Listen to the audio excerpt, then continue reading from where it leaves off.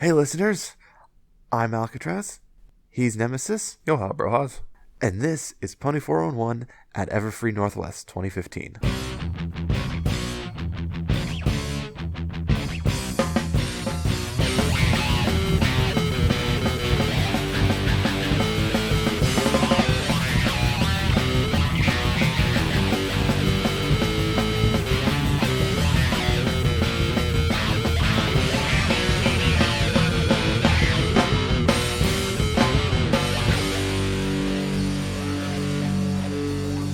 This is the last part 3 in our 3-part series Yes. of coverage of the con.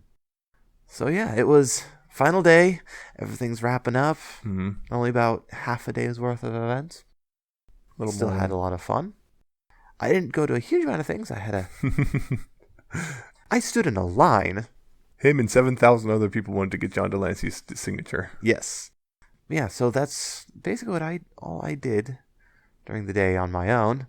Yep. But Nemesis here, he did some Panels, yes. So talk about those. Yeah, first one I went to was actually a Kelly Sheridan's panel. It's called Heroes and Villains. It's basically just her going through her roles from previous things. And they actually showed clips of some of them, although one of them they couldn't show the clips because the company went new. Yes. I actually missed the initial, I think, few minutes just because, I had to rush over there across a hotel building, a parking lot, and go up a couple of stairs. And then, anyway, it was, like I said, discussing all her past roles she's done before MLP. Well, not all of them, but a lot of major ones. She apparently did Ranma 1/2, or I don't know. I'm sorry if that's not the way you're supposed to say it or whatever. Old anime, she helped do a dub where she was some girl who with a giant spatula. She did that. Talk about this. This was a girl who was initially an antagonist, became a protagonist later on. She also played Scarlet Witch in X-Men Evolution, which a lot of people now definitely know who Scarlet Witch is because of the Age of Ultron, and I guess X-Men with the Future Past one, I think, one of the two. And she also was talking about that one. That one in particular was her first role. It wasn't just her just using her usual voice. Like John Delancey, when he's cast, he's John Delancey. He's not doing special voice. He doesn't do special voice. She usually tends to do stuff within the same basic range, but this was the first time that really pushed her a little bit more because very shouty and screechy voice comparatively. She's also in some really obscure show called Hero 108. She played Mystique Sonia. Very strange, goofy show and her character apparently uses her tongue to fight things. Yeah, so she makes a lot. She was talking about how she got to do a lot of tongue noises sometimes. Interesting. This one, some people know about this, but she played Princess Morbucks in Powerpuff Girls Z. Not the American one we all know about for sure, but the weird Japanese anime adaptation thing. She did the dub for when it came to Canada, because it was never aired in the U.S. Interesting. But it aired in Canada. She's talking about how this was a very bratty, shouty character.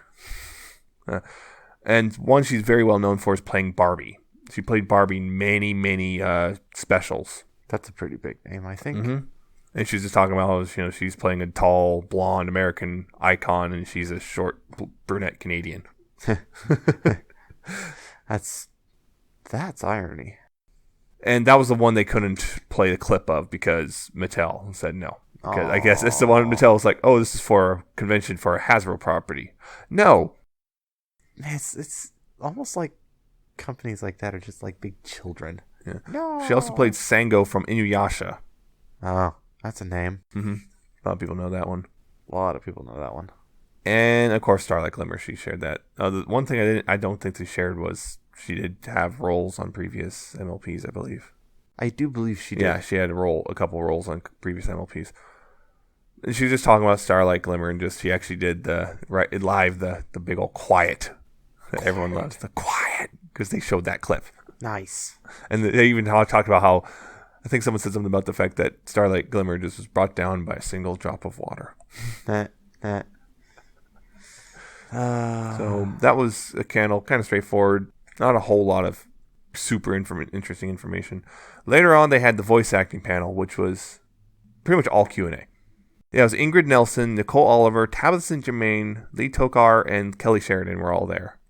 And just people asking questions. We, again, got a couple of the odder questions that it's like, we either already know this, or why you're even asking that. Question makes no sense. Yeah. Like one of the questions someone asked about Lee's acting classes. Yeah, he has a VA class, and so does Nicole and Andrea Libman and Michael Dobson as well. And Lee's in particular, I'm not sure about the rest, but Lee's is called On the Mic. It's a big old long course. He also has a condensed 1 hour, $20 version. Nicole doesn't actually like cake because someone asked her what her favorite cake is or something. And she says she doesn't actually like cake that much. No, she's much too fancy for cake. No, she doesn't like it. But she thinks Celestia would like angel food cake a lot. And probably that'd be her favorite. Who knows? It is good cake. Yeah. This was an odd one. They also had to preface the panel saying, okay, there's going to be a lot of stuff we can't talk about legally. If you ask us a question, we'll just say we can't talk about that or just deflect or whatever because... sorry. Although someone asked Tabitha if there's going to be more Luna in the season, she's like, I can't. She said, I can't talk about that while nodding yes. And pretending it was a neck spasm or something. Yes, neck spasm. That's what it is. Yes, mm-hmm. We'll go with that. They're talking a little bit about the inspirations. Lee was inspired by Mel Blanc. If you know, that's Looney Tunes. He's a legend. Yes. Mostly known for Looney Tunes, but he does many, many things. Yeah. Ingrid shared a story where she actually went to a psychic, apparently, and was told that her voice would be important in her future. Interesting. And then we got a lot of non-serious answers. Mostly from Tabitha being a big, long, crazy one. Being Tabitha. Yeah. Nicole actually had a hard time. If you remember, first time she sang as Celestia was in season 3 finale, or sang it all in the show. And she said she had a hard time doing that because at the time her father was actually dying in the hospital. Ooh. So for her, it was hard because, well, kind of broke down several times while trying to do it.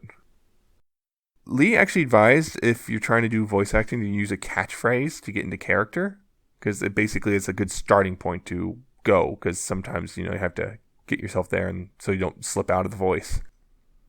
Oh, so they talked about some of their favorite episodes. Nicole likes the season 3 finale and the Make New Friends and Keep Discord. Kelly Sheridan likes season 5 premiere, the only episodes she's been in. Ingrid actually likes Magic Duel. Interesting. And Tabitha's favorite is currently unaired. Ooh. I suspect it's episode 13 of this season, but don't quote me. And same with Lee's, apparently. Interesting. Very interesting. Yes, it is. They got a question about Discord Celestia or Discord Fluttershy shipping. Oh, boy. Yeah. Kind of like in the... Let's see. Nicole still being the one who basically kind of kicked this off. Still supports Discord Celestia.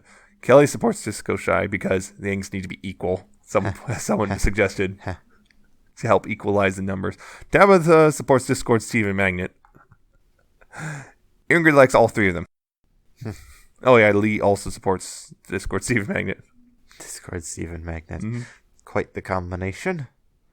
Oh, Lee did share a little story, which is kind of neat, just about a little girl, like 4 years old, brought by her parents, apparently didn't smile or laugh or anything for weeks, and then he did the voice of a character from a show she watched, and she just lit up. So he loves that story, and he's actually teared up a little telling it. I've heard of a few stories similar to that. It's always really cool to hear. Oh, they also briefly talked about their most difficult roles they've ever taken. Tabitha's was Gotenks in Dragon Ball Z. I think it was Z, maybe not. Yeah, it was probably Z. Because of all the screaming. It was difficult. Lee is apparently in a new King Kong from Netflix, and he's King Kong. So for him, it's difficult because he has to convey what he's trying to say using grunts and stuff. Sounds interesting. Yeah, Ingrid said she once had to do a stunt falling downstairs, and it was just they kept telling her to do it again because they wanted more realistic, and eventually she just finally actually just threw herself down the stairs. Hey, when all fails.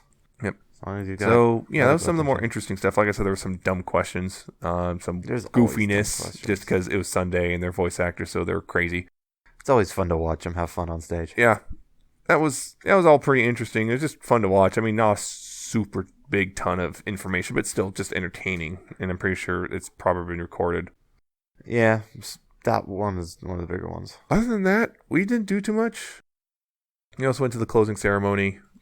Closing ceremony was, as you'd probably expect, they finished up their little skit. Yeah, just saying, last skit, hey, we raised a bunch of money, $27,000. Yes, I believe the total was 27,000. Something like that. Something in 8. Something. Yeah, 27,000 something. Yeah, just over $27,000. See you next time. They've implied that, yes, they haven't actually committed to any dates or anything or venue, but they have said, yes, it looks like they're returning for 2016. Yeah. Sounds like John Delancey also wants to come back for 2016, so who knows? Well, he did jump into the con circuit. He's going to a bunch of other cons. Yeah. But yeah. So that was the day, and it was mostly me talking, but like we said, I was pretty much the only one who did anything. Yeah. Unless you wanted him to talk about his time in line. I waited in line. I waited in line and listened to people play on guitars, and that's what happened. Yes, we had community guests play music. Yes. Yeah, it was fun. But so yeah, that was day 3. In a nutshell, not much really happening. Not much, just everything winding down to a close. But it was fun. And just had a goofy panel. It was a lot of fun. Oh yeah, one other thing they did. After recording yesterday's episode, I went to Pony Stock for a few hours. Yeah. I didn't go as long. I was like there for an hour and a half. I went there for a few hours. I just missed Tarby's set, but I was there through a whole bunch of the nice thumping electronic music, which I really love. Yeah. And it was absolutely amazing. I'm somewhat more of a reserved guy, but the energy and attitude was infectious. One particular guy I ended up getting pulled into a dance circle. and it was amazing. It was awesome. Yeah. So, if anything, I would just say come to the convention just for Pony Stock, just for that, just because it was so awesome. But yeah, other than that, that was all that happened. So, I think that's it. So, that's it. That's all we've got. That was our con coverage. I hope you enjoyed it. I can't wait till next year as we do this again. So, it won't be around next weekend. Yes, we won't be here next week. We're taking a break again. Yep. To rest up from. So the next time you'll hear us will be the 100th episode of MLP. Yes. Preview for that came out, and it looks crazy. It looks really, really crazy. So yes, until next time, in 2 weeks, remember, please play responsibly. Signing out.